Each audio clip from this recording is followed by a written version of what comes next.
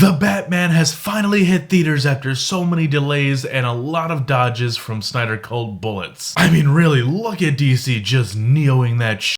We have concluded the Batman movie review marathon that we had going here on the channel, and it all led us to Matt Reeves' The Batman starring Robert Pattinson. So guys, if you have not seen this new film yet and don't want to know anything about it, go check out my reviews of the 90s films, the Nolans, all that jazz. But if you're here for the review, you just want to hear some tidbits about it, absolutely spoiler free, don't worry guys, I got you covered next week.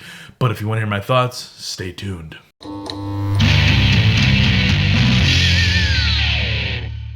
What's up everybody, welcome back to the Hes Project. I'm John Ordalaza, and today we're talking about The Batman. It's finally here, starring Robert Pattinson. Let's get into it. Oh man, so this movie hits hard. It is so different, so interesting, dude. I was kind of blown away watching this film. Man, was this just well made, dude. This is a beautiful film. That's the best way I can describe it. It's beautiful.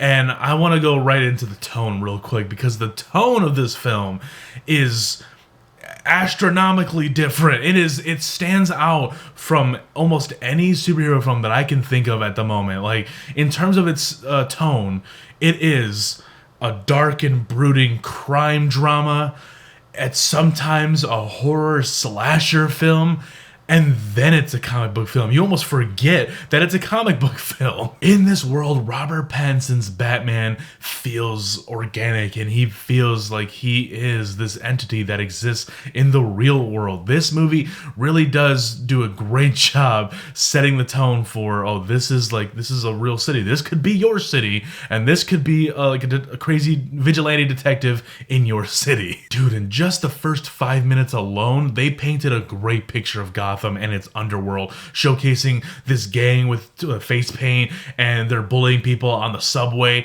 and the camera keeps panning to these certain alleyways that are just pitch black and you don't see anything, and we get a little bit of a narration in the first couple minutes, and we do get a little bit throughout the film. It's not prevalent, and it doesn't feel like it's forced and telling you stuff just because. Like, no, I think it serves a good purpose, and I liked it. I really do like it, but we're getting this voiceover of what it seems to be Bruce Wayne or Batman, whichever one you want to say is talking.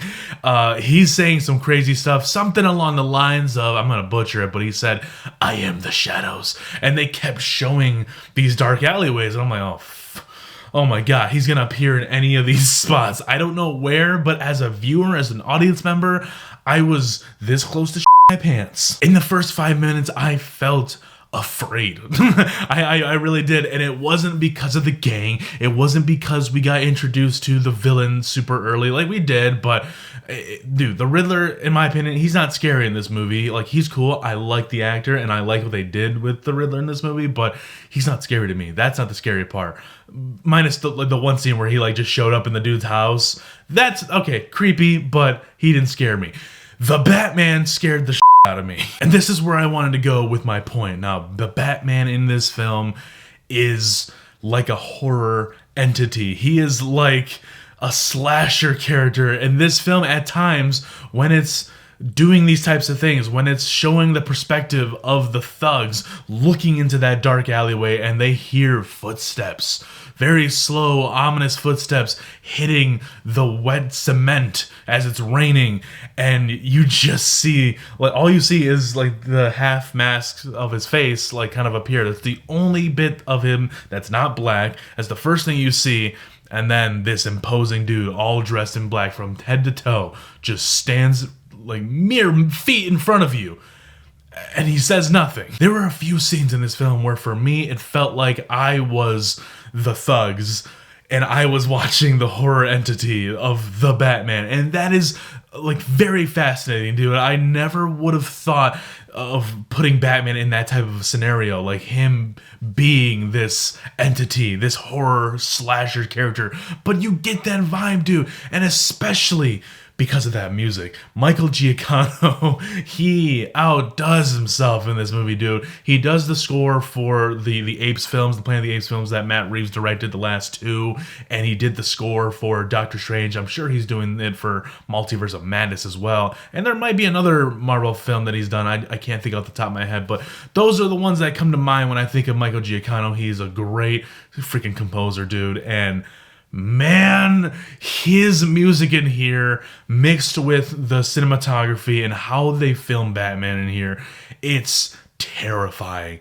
It's haunting, and it does send shivers down my spine watching it and thinking about it and talking about it as we speak. I cannot recall one time in any of the Batman films I've ever seen in my entire life where I was afraid of Batman.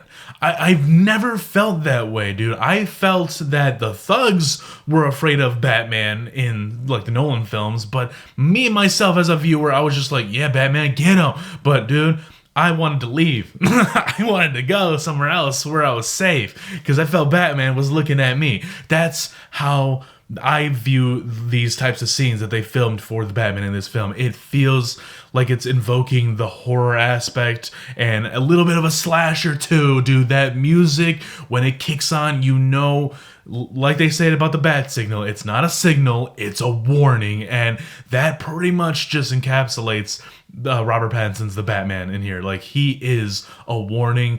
Go home, rethink your life, stop doing bad things. Then we get into the crime aspect of things. Now, this is very interesting, I think, because I'm going to be completely honest, I'm not a crime drama person. I cannot really name off any crime thriller films that I've seen, but when you throw a Batman into the mix, when you do that and you really flesh out the world's greatest detective aspect of this character that we've heard about, we got a little glimpse of in the Nolan films. It was always just like a couple of scenes in the films, but other than that, it's still pretty much like he's beating the crap out of people because he's Batman. But this movie focuses heavily on the Batman, and I'm gonna try to do 2 points at once. They don't really pay much attention to Bruce Wayne in this film. He's got a couple of scenes, but for the most part, Batman has the most screen time in this film. He is a character,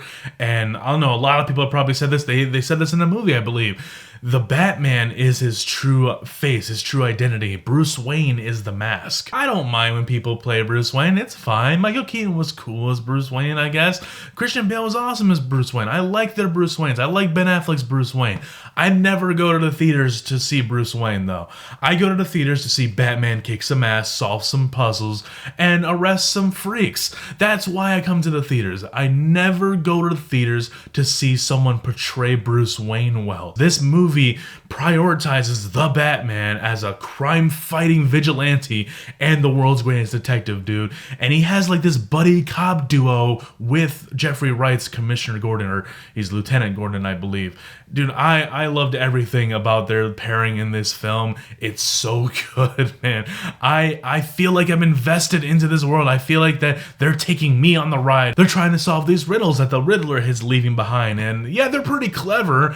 I never got a chance to figure one out because they would immediately read it and then cut to Batman and he knows the answer. Like, if you just slow down, buddy. The performances, oh my god. So, Robert Pattinson, yeah, he shuts everybody up. He tells you, hey, dude, like, the Twilight was forever ago. Can we forget about that? I'm Batman now. And I just beat the crap out of people during the nighttime. That's what I do. He is so much Batman in this film and very little Bruce Wayne that I can forgive that he's not the billionaire playboy when he's Bruce Wayne. He's still kind of dark and brooding in the couple of scenes that he is Bruce Wayne. And that's because this is his second year. He's so consumed into this world of crime and trying to stop it and trying to make the city a better place that he doesn't have time to be Bruce Wayne. He doesn't care about that. And quite frankly, I don't care about that. And I'm glad that the movie just focuses on Batman, the Batman. All right, let's cut to some other people. Jeffrey Wright as Lieutenant Gordon. He's amazing, dude. Like, he really is.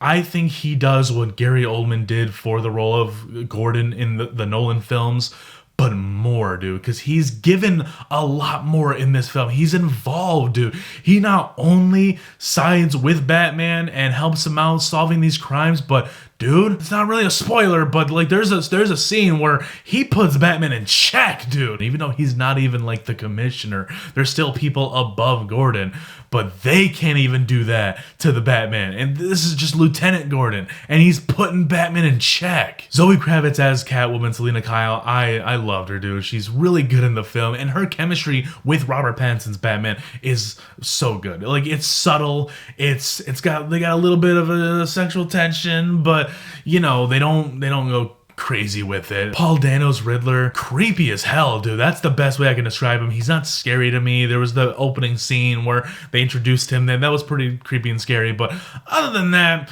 he serves his purpose as this creepy, menacing villain, and I liked it, dude. I liked all the riddles. I liked what they did with him, although the villain aspect of the movie is different. They play around with it to a point where it's not like, oh, here's the Joker in the forefront, here's Ra's al Ghul, here's Bane. It's gonna feel odd to some people. People might not think that the Riddler is as dope of a villain as other people just because he doesn't, like, you know, he doesn't serve as a physical threat. He's more of the mental and psychological threat. Similar to how the Joker was in The Dark Knight, although he does throw down quite a bit. Andy Serkis is Alfred. Now, I'm a big fan of Andy Serkis, and I loved him in the Planet of the Apes films. I became a fan of him there. Of course, him as Ulysses Claw in the Marvel films.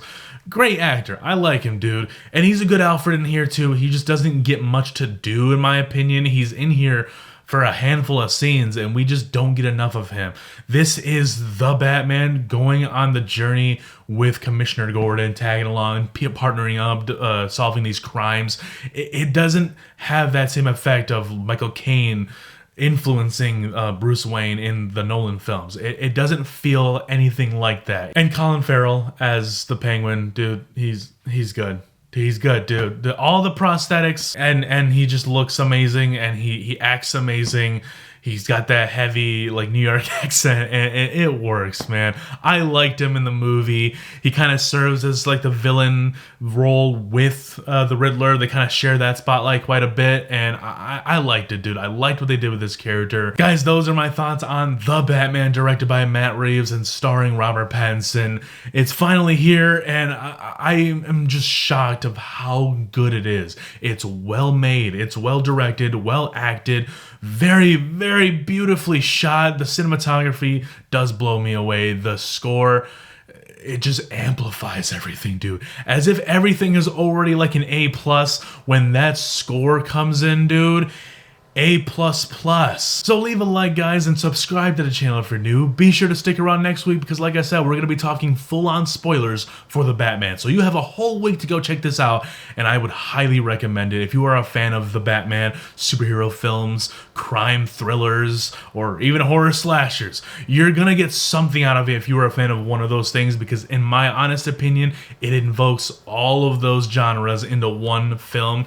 And it doesn't feel like genre blending. It's something unique that I never would have expected this film to be, and it has no right to be this good, but it is, and I'm so glad that it is, dude, because I'm sick of having, like, expectations just tampered and let down when the official thing comes out. Like, I'm so glad this movie hits hard and hits the way it does and just exists the way it is. Like, it's so unique, and you really guys should check it out. It's something special. As always, you might want to stick around because there's spoilers for this film coming next week, and there's always more to come.